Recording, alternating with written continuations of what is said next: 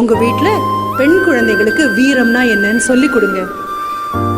வீரம் இருக்கக்கூடிய பெண் குழந்தைங்களை மதிக்கிறதுக்கு ஆண் குழந்தைங்களுக்கு சொல்லி கொடுங்க.